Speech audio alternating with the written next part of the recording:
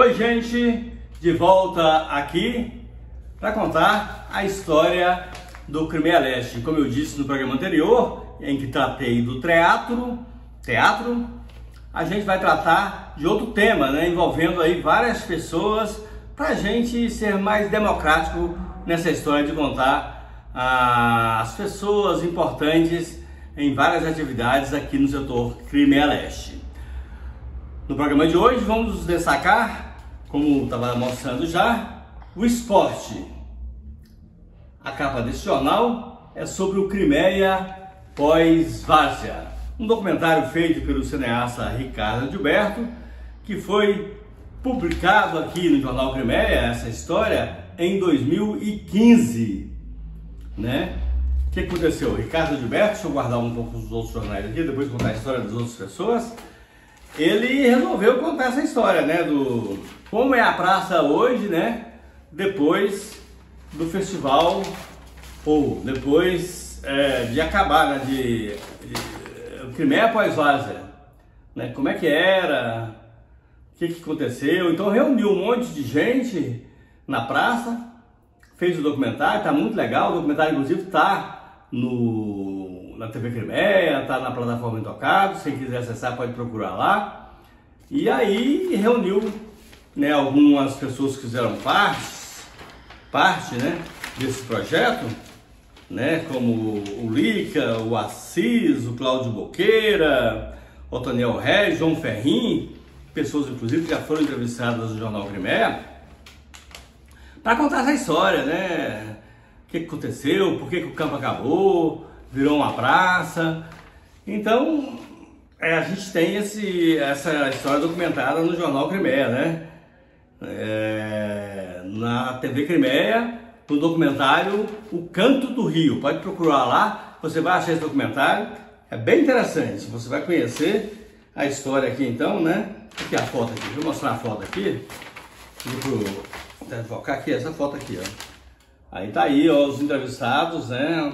São pessoas que integravam os times da época do Terrão no Crimeia Leste, da década de 80, um dos principais campeonatos de futebol amador da história de Goiânia. Era muito interessante, muita gente participava e deu certo aí? Era uma briga boa, muito legal. Foi muito bom o documentário, muito divertido, né? As pessoas relembrando o tempo do Crimeia Leste, né? O tempo em que a comunidade vivia em torno do futebol, né? Isso era muito importante. Uma das pessoas que teve um trabalho importante, um trabalho legal para estimular esse sonho de jogar futebol no Crimeia Leste foi o Hipácio, né? Hipácio, daqui a capa do jornal. O Hipácio, ele foi muito legal, né? Quando a gente fez essa entrevista com ele, eu e o Silvio Félix, ele treinava as crianças, sabe? Então, ele buscava, sabe,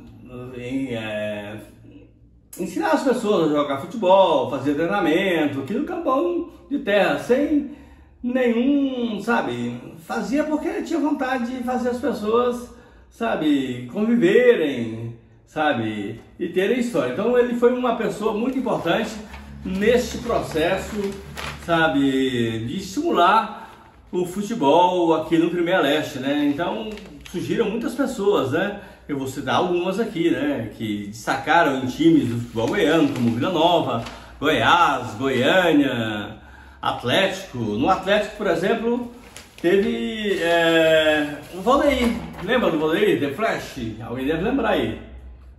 Jogou no Atlético Goianiense, depois foi pro Botafogo, foi pro Bordeaux da França, jogou com o Zidane. E o Valdeir cresceu aqui do Crimeia Leste, né? Jogou bola com todo mundo aqui e tal. E acabou se destacando no futebol. Acho que foi o principal destaque, né, das pessoas que jogaram bola aqui. Teve o Falcão do Vila Nova, o Du do Goiânia, um monte de outros jogadores que jogaram em outros times de futebol aqui da capital, que saíram para fora. E jogadores que fizeram sucesso também em times grandes aqui da região de Goiás, de Goiânia.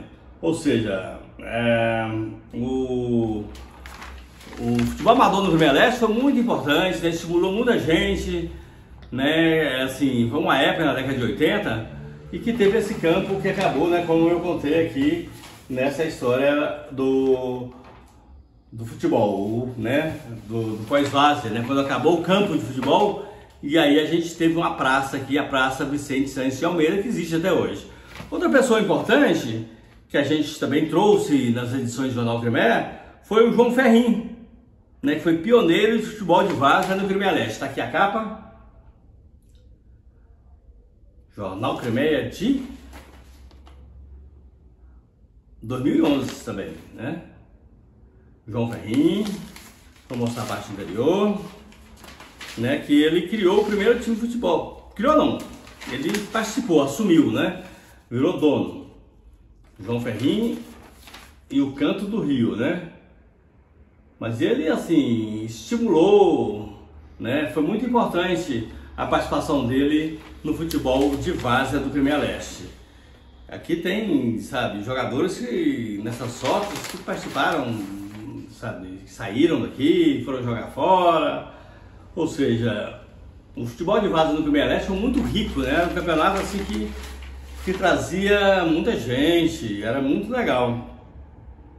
E assim, vinha times do Guanabara, Jardim Guanabara, de setor ferroviário. Então era um campeonato muito disputado e que buscava, né, chamava a atenção pela presença das pessoas também que lotavam. Então é isso, o futebol no Crimeia Leste foi uma fase importante que trazia a comunidade, né? A comunidade cresceu junto com o futebol, ou seja, ali muitas pessoas se casaram, muitas pessoas aprenderam a conviver, muitas pessoas, sabe, fizeram a sua vida, né, de alguma forma. Ou seja, o futebol teve um papel importante, o futebol comunitário, o futebol de várzea, teve um papel importante na questão da comunidade.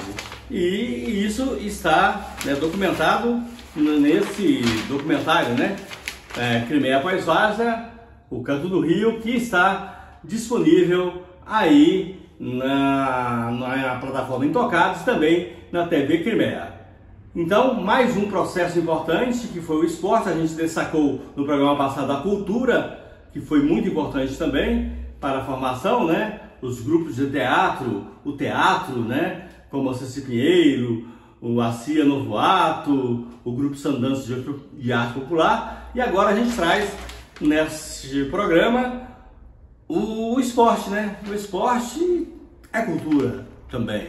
E através do esporte existe muita formação, existe muitas histórias e foi muito importante na formação da identidade das pessoas aqui no Crimeia Leste. O programa de Intocados encerra então mais uma etapa, né, desse projeto, destacando o esporte como foi importante na formação das pessoas aqui no Crimeia Leste.